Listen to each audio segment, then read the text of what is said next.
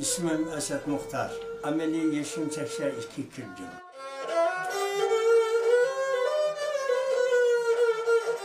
Muqamniki bizning qonun 12 muqami, Şinjan 12 muqamiga tüpten o'xshamaydi. Ahanglarga o'xshamaydi, muqaddimalarninki tekislarga o'xshamaydi. Chunki Qumul o'zi kichik bo'lgani bilan tarixiy voqelik nihoyat ko'p bo'lgan zamin. Bu yerda adabiyot turlari intayin ko'p.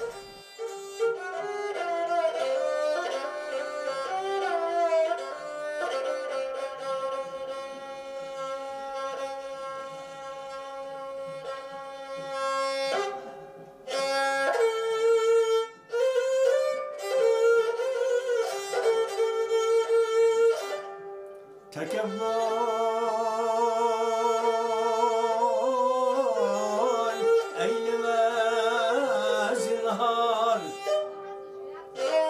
Gilgileyim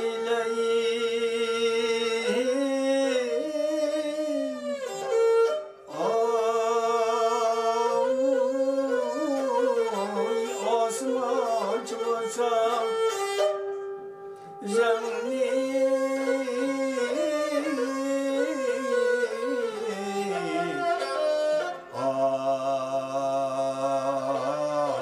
Başidin kemtur Vay Süleyman ey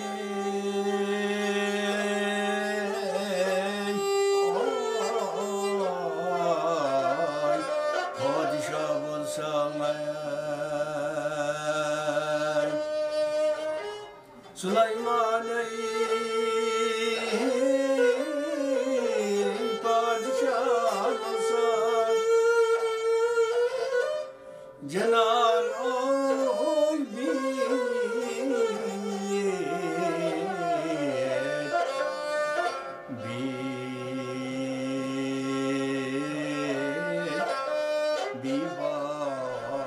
muhabbet koşakları var, emniyet koşakları var, murasim koşakları var, kök beyitleri var, şunundaki toy tökün beyitleri var.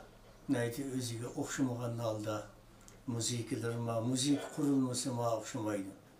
Qumul muqamlarninki alohidaligi xalqqa nihoyatda ta'sirlik badiiy ta'lim beradi. Har bir tekstda mazmun va davr ko'rinishi va tarixiy jarayoni va shunglashqa muqam naqshlarini avval oqshomdan tong otgacha aytib bersam xalq joylamasdan tinishimiz kepli turdi.